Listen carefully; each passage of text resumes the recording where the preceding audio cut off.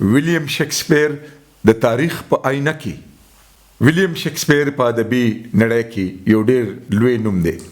شکسپیر د خپل دور ولسی او معاشرتي خرابۍ، بدۍ، پریشانۍ او کږلېشونه په فرضي کردارونو کې ډېر په زړه پورې انداز بیان کړي دي. او کله چې څوک د شکسپیر دغه فنپارې او ډرامې لولي یا اوري نو ځان ورته د هغې یو کردار کې لیدی شي. ځکه نو چې کله څوک د ډرامې نوم واوري نو شکسپیر به ورته ارومرو یادېږي. د هغې ځینې ډرامې اول د انګریزیانو په فارسي او بیا اردو کې ترجمه شوي هم دي. په دغه ډرامو کې د وینس سوداګر، افسانه دلپذیر، میکبس، طوفان، داستان سرما، رومیو جولیٹ، د ډنمارک د شاهزاده هیملیټ المیه، نیکنام او دغه شان نورې بېشماره مشهورې ډرامې او فنفاري دي چې نن هم خلک په شوق باندې لولي، اوري او ګوري. شکسپیر څوک او د کوم ځای و؟ نن به موږ خپلو قدرمنو لیدونکو، کتونکو او اوریدونکو سره په دې هم خبره کوو. د هغې د حالاتو نه مخبرو. د شکسپیر نوم ویلیام، د پلار نوم یې ژان شکسپیر و چې یو زمینداره کورنۍ کې زیږېدلی و. د ویلیام پلار ژان شکسپیر په وارډ ټیکسایر کې د ډېر لوی جاګیر خاوند و. وایي چې د ژان شکسپیر به د آسټرافورډ ښار د آدن سیند په غاړه باندې خوراکي شیان خرڅول چې ورکې غوښه هم شامله وه. ځکه دا خبره مشهوره ده چې د شکسپیر پلار چې دی نو دا قصاب و. ژان شکسپیر تر ډېرې مودې پورې په خوشحالۍ ژوند تېرولو. یو سماجي کارکن هم او دومره شهرت یې بیا موندو چې یو ځلې د میونسپلټي صدر هم مقرر شو. د ویلیام پلار ژان په 1550 کې په یو مالداره کورنۍ کې د میری اردن نومې جینۍ سره واده وکړو. دغه دوران کې په ژان شکسپیر بد وختونه راغل او په 1560 کې هغه اول ځمکه ګاڼه کا او بیا یې خرڅه کا.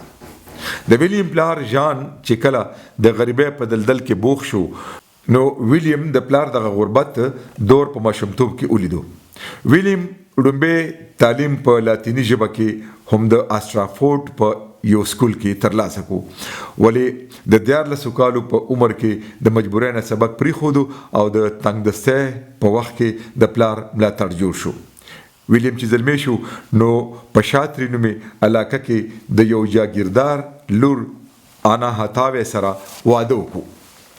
د ویلیام کورودانې د هغه نه په عمر کې 8 کاله مشره وه لکه چې دا د ژبر واده. د دغه مېرمنې نه د ویلیام شکسپیر 3 بچي وشول.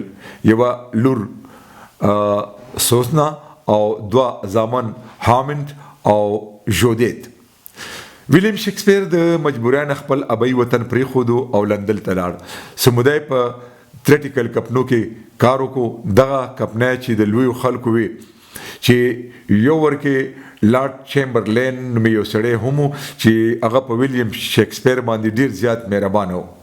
شکسپیر په دغه کمپنو کې اول د کولی کار کولو او بیا دغه تیاتر اداکار جوړ شو تر دې چې بیا په یو تیاتر کې منتظم وټاکلی شو. دغه دوران کې د ویلیام شکسپیر دننه جوهر را څرګند شول او هغه قلم په لاس کې واخیستو چې د دنیا په مشهورو ډرامه نویسانو کې نامه ولیکلی شوه.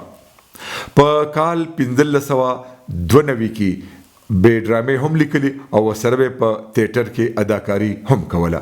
په کال 1403 کې به د انګلستان بادشاه مهربانه شو. ډراما لیکل او اداکاری د آسټرافورډ یو کلیوال زلمی دپاره ډیر ګټور ثابت شول او هغه د خپل خاندان د پریشانو په خوشحالو کې د بدلولو جوګه شو. داغه لاس لا د ډرامو په لیکلو او په ډرامو کې په کار کولو باندې بېخرته پیسه راتله تر دې چې په لندن کې یو نوی تیاتر ګلوب د یو سړي سره په شراکت کې جوړ کو.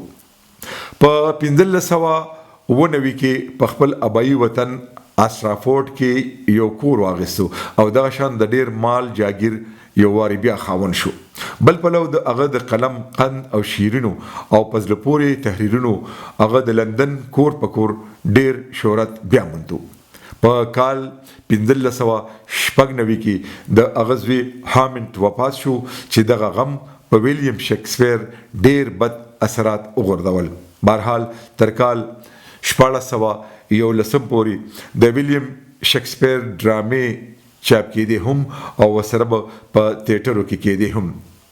د زوی د مرګ نه پس ویلیام شکسپیر د عملی ژوند نه لاسپسر شو او په نیو پیلس کې استوګنه اختیار کا چرته په پیښه به لندن ته د تلو پیښه کوله. دا نامور ډرامانګار او مشهور ادیب په کال 1414 کې د دې دنیا نه د همیش لپاره لاړ، ولی نومې اوس هم ژوندی دی.